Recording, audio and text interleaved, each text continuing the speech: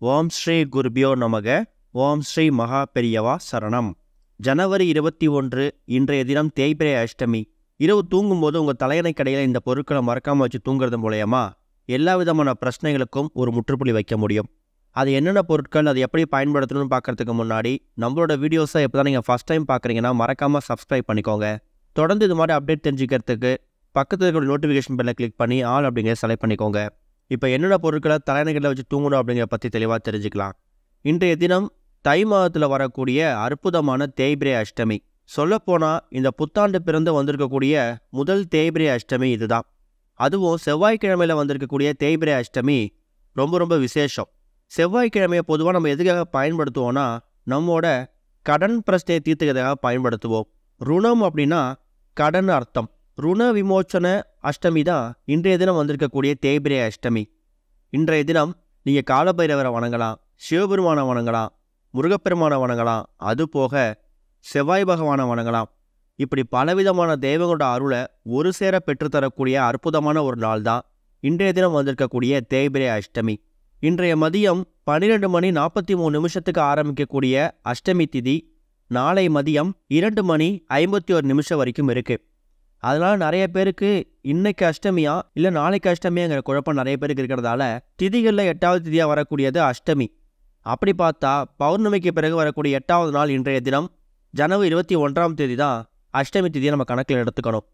இன்றைக்கு செவ்வாய்க்கிழமை மதியம் 3 மணிலேருந்து 4:30 வரை இருக்கக்கூடிய இந்த ராகு கால நேரத்தில் முடிஞ்சால் உங்கள் வீடு பக்கத்துடைய கோவிலுக்கு போயிட்டு பைரவருக்கு வழிபாடு நடத்துங்க. கட்டாயம் இன்றைய தினம் ராகு கால நேரத்தில் தேய்பிரை அஷ்டமியில் பைரவருக்கு அபிஷேக ஆராதனைகள் நடக்கும். அதில் போய் கலந்துக்கோங்க. அந்த அபிஷேகத்துக்கு தேவையான பொருட்களை உங்கள் கையால் வாங்கி கொடுக்கறதுக்கும் முயற்சி பண்ணுங்கள். இது எல்லாமே ரொம்ப ரொம்ப விசேஷம்தான். இதை பற்றியான விஷயங்களை நம்ம எல்லா பதிலும் தொடர்ந்து சொல்லிகிட்டே தான் இருக்கோம். ஒருவேளை வேலைக்கு போகிறோம், ஆஃபீஸ் போயிடுவோம், கோவிலுக்கு போக வேண்டிய சுச்சுவேஷன் வந்துருச்சு அப்படின்னா மாலை ஒரு 6-7 மணிக்கு மேலேயாவது போகிறதுக்கு முயற்சி பண்ணுங்கள். அப்படியும் இல்லைனா வீட்டோட பூஜை அறையில் சிவபெருமானையும் காலபைரவரையும் மனசார நினச்சி நீங்கள் இன்றைய தினம் அஷ்டமி வழிபாட்டை செய்யலாம். அஷ்டமி வழிபாடு, அதுவும் இந்த தேய்பிரை அஷ்டமி வழிபாட்டை நிறைய பேர் அவங்களோட கடன் பிரச்சனை தீர்த்துக்கிறதுக்காகவும் அடகு வைத்த நகைகளை மீட்கிறதுக்காகவும் தான் பயன்படுத்திப்பாங்க. செவ்வாய் பகவான் அப்படிங்கிறவர் நம்ம வாழ்க்கையில் இருக்கக்கூடிய கடன் பிரச்சனையை வேரோடு அறுக்கக்கூடியவர். செவ்வாய் பகவானுக்கு முருகனுக்கு நம்ம ஒரு வாரமும் செவ்வாய்க்கிழமையில் வழிபாடு நடத்தும் போது நம்மளோட கடன் பிரச்சனை, நிலம், சொத்து, வீடு, இது மாதிரி விஷயங்கள பிரச்சனை எதுவும் வழக்கு நிலுவையில் இருக்குன்னா அது எல்லாத்துலேயுமே சுமூகமான தீர்வு கிடைக்கும். அந்த அளவுக்கு செவ்வாய் பகவானுக்கு ஒரு பவர் இருக்குது. அப்பேற்பட்ட செவ்வாய் பகவான், ருணம் தீர்க்கக்கூடிய செவ்வாய் பகவானுக்கு உகந்த இன்றைய தினத்தில் இந்த தேய்பிரை அஷ்டமி வந்திருக்கிறது நம்ம ரொம்ப கொடுத்து வச்சுருக்கணும். நிறைய பேர் வீடுகளில் பைரவரோட ஃபோட்டோ சிலை இருக்கும். அப்படிப்பட்டவங்க ஃபோட்டோ சிலைக்கு வழிபாடு நடத்துவாங்க. ஒருவேளை ஃபோட்டோ சிலையை வச்சு வழிபடக்கூடிய வழக்கம் இல்லாதவங்க சிவபெருமான் ஃபோட்டோ சிலைக்கு முன்னாடி ஒரு தீபம் ஏற்றி அதை பைரவராக பாவித்து ஓம் காலபைரவாய நமகங்கிற மந்திரத்தை ஒரு 8 முறை சொல்லுங்கள். ஏன்னா பைரவருக்கு உரிய எண் 8. திதிகளில் 8வது திதியாக வரக்கூடியது அஷ்டமி. அதனால தான் இந்த தேய்பிரை அஷ்டமியை நம்ம பைரவ வழிபாட்டுக்கு முக்கியத்துவம் கொடுக்குறோம். இது போக இப்போ நம்ம சொல்லக்கூடிய இந்த பொருட்கள் இருக்குல்ல, இந்த பொருட்களை இரவு தூங்கும்போது தலையணை கல்லில் வச்சு தூங்குறது ரொம்ப ரொம்ப விசேஷம். அதுலேயும் தேய்பிரை அஷ்டமி அன்னைக்கு நீங்கள் தலையணையில் வச்சு தூங்குறது உங்களோட எல்லா கஷ்டங்களையும் அதை உள்வாங்கி உங்களுக்கு நல்ல காலத்தை ஏற்படுத்தும். சரி, முதல்ல அந்த பொருட்கள் என்னென்ன அப்படின்னு கேட்டிங்கன்னா, இப்போ சொல்லக்கூடிய பொருட்களில் சில பொருட்கள் உங்கள் வீட்டில் இருக்கலாம், இல்லை சில பொருட்களுக்கு பதிலாக மாற்று பொருட்களை பயன்படுத்தலாம். அதையும் தெரிஞ்சுக்கலாம். முதல் பொருள், முக்கியமான பொருள் மிளகு. எத்தனை மிளகு எடுத்துக்கலாம் அப்படின்னா ஒற்றைப்படையில் எத்தனை மிளகு எடுக்க முடியுமோ எடுத்துக்கோங்க. மிளகு அப்படிங்கிறது பைரவ வழிபாட்டில் ரொம்ப ரொம்ப முக்கியத்துவம் வாய்ந்த ஒரு பொருள். கடன் பிரச்சனை தீரணும்னு நிறைய பேர் 27 எண்ணிக்கையில் மிளகை சிவப்புற துணியில் கட்டி அதை தீபமாக போடுவாங்க.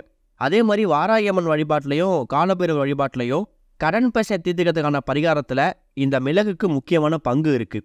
அடுத்து ஒரு பொருள் வெண்கடுகு. வெண்கடுகு அப்படிங்கிறது எதுக்காக பயன்படுத்துகிறோங்கிறது தொடர்ச்சியாக ஆன்மீக பதிவுகளை படிக்கிறவங்களுக்கும் கேட்குறவங்களுக்கும் தெரியும். வெண்கடுகு நம்மளை சுற்றி இருக்கக்கூடிய கண் திருஷ்டி, போட்டி, பொறாமை இது எல்லாத்தையும் சுட்டு எரிக்கக்கூடிய ஒரு பொருள். அதாவது வீட்டில் வெள்ளி மற்றும் செவ்வாய்க்கிழமைகளில் சாம்பிராணி தூபம் போடும்போது அதில் வெண்கடுகை தூவிட்டோன்னா நம்மக்கிட்ட இருக்கக்கூடிய கண் திருஷ்டி விலகும்னு சொல்லுவாங்க. அப்பேற்பட்ட சக்தி வாய்ந்த வெண்கடுகை எடுத்துக்கோங்க. ஒருவேளை உங்ககிட்ட வெண்கடுகு இல்லை, முடிஞ்சால் பக்கத்தில் நாட்டு மருந்து கடைகளில் வெண்கடுகு கிடைக்கும், அதை வாங்கிட்டு வந்து வச்சுக்கோங்க. அதுக்கும் சந்தர்ப்பம் இல்லாதவங்க வீட்டில் நீங்கள் சமையலுக்கு பயன்படுத்தக்கூடிய சாதாரணமான சமையல் கடுகு கூட எடுத்துக்கலாம்.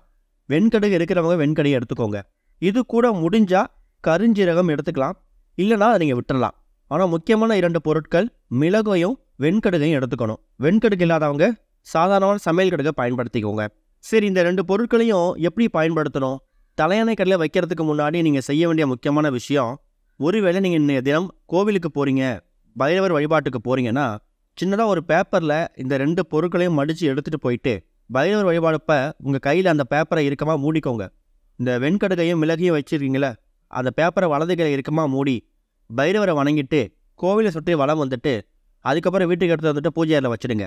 இல்லை நாங்கள் கோவிலுக்கு போகலை, அதுக்கான இன்றைக்கி நேரம் அமையலைங்கிறவங்க பூஜை அறையில் சிவபெருமான் ஃபோட்டோவுக்கு முன்னாடி ஒரு தீபம் ஏற்றி வச்சு அதை பைரவராக பாவிச்சு அந்த விளக்குக்கு முன்னாடியே இந்த வெண்கடுகையும் மிளகையும் வச்சுடுங்க.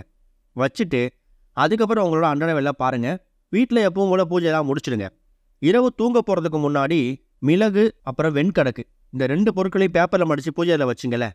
அதை சின்னதாக ஒரு கவர்லையோ இல்லை அதை அப்படியே பேப்பரோடய எடுத்து இரவு தூங்க போகிறதுக்கு முன்னாடி உங்கள் தலையணை கடையில் நீங்கள் வச்சுக்கணும். சரி, குடும்பத்தில் ஒரு 5 நபர்கள் இருக்கும், 5 நபர்களும் வச்சுக்கணுமான்னு கேட்டிங்கன்னா அதுக்கான அவசியம் இல்லை.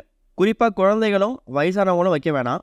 வீட்டில் இருக்கக்கூடிய குடும்பத் தலைவர் குடும்பத் தலைவி 2 நபர்களில் யாராவது ஒரு நபர் அவங்களோட தலையணை கடையில் நீங்கள் தயார் செய்து வைத்திருக்கக்கூடிய அந்த மிளகு அப்புறம் வெண்கடுகு 2த்தையும் தலையணை கடையில் வச்சுட்டு அதுக்கப்புறம் இங்கே தூங்க போயிடலாம். இந்த பொருட்களை தலையணை கடையில் வச்சு தூங்கும் போது நடுராத்தில் எந்திரிக்கலாமா, அவசரம்னா எந்திரிச்சு உட்காரலாமா அப்படின்னு கேட்டிங்கன்னா அதை பற்றிலாம் நீங்கள் பயப்பட தேவையில்லை. தூங்கும்போது இது உங்கள் தலையணை கடையில் இருக்கணும், அது மட்டும்தான் கணக்கு. சொல்லப்போனால் இன்றைய மதியம் 12:43 ஆரம்பிக்கக்கூடிய அஷ்டமி திதி நாளைக்கு மதியம் 2 மணி 3 மணி வரைக்கும் இருக்குது. அப்போ இன்றைக்கு ஜனவரி 21 இரவு முழுக்க உங்களுக்கு அஷ்டமி திதி தான். பைரவரோட கடாட்சம் பெற்ற பைரவரோட ஆசீர்வாதம் வாங்கின இந்த 2 பொருட்கள் இருக்குல்ல, இந்த 2 பொருட்களையும் இரவு தூங்கும்போது தலையணைக்கில் வச்சு தூங்கும்போது உங்களோட ஒட்டுமொத்த கெடுதல்களையும் அது உள்வாங்கிக்கும். மிளகு அப்படிங்கிறது கடன் பிரச்சனை தீர்க்கக்கூடியது.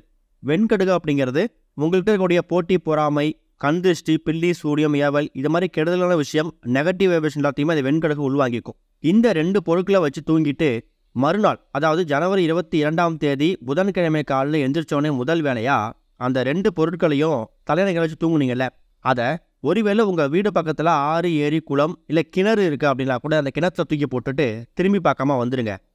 அதுக்கு சந்தர்ப்பம் இல்லை, நீர்நிலைகள் பக்கத்தில் இல்லைங்கிறவங்க உங்கள் வீட்டில் உங்கள் தெருக்களில் பொதுவாக குப்பையை போடுறதுக்கு ஒரு இடம் வச்சுருப்பாங்க. அங்கே போயிட்டு முதல் வேலையாக தூங்கியதுக்கு அப்புறமா அந்த பொருட்களை தூக்கி போட்டுட்டு திரும்பி பார்க்காம வந்துடுங்க. வந்ததும் முதல் வேலையாக நீங்கள் தண்ணியில் போட்டாலும் சரி இல்லை குப்பையில் போட்டாலும் சரி வந்து முதல் வேலையாக தலைக்கு குளிச்சிடணும். இப்படி செய்யும்போது இதுவரைக்கும் உங்களை பிடித்திருக்கக்கூடிய கடன் சம்பந்தப்பட்ட எல்லா பிரச்சனைகளுக்கும் ஒரு தீர்வு கிடைக்கும். அதே மாதிரி உங்களை சுற்றி இருக்கக்கூடிய போட்டி, பொறாமை, கண் திருஷ்டி இது எல்லாத்துக்கும் ஒரு விடிவு காலம் பிறக்கும்.